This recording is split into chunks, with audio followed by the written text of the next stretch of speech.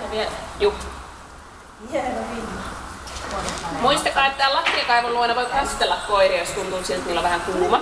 Esimerkiksi tassun upottaminen vesiastiaan helpottaa jo kummasti. Hyvä. Käänny jo. Ja lähde. Eteen.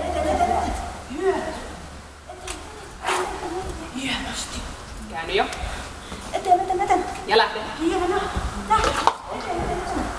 Oi, hyvä. Kolmonen radalle, 4 ja 5 valmistautuu. Hieno.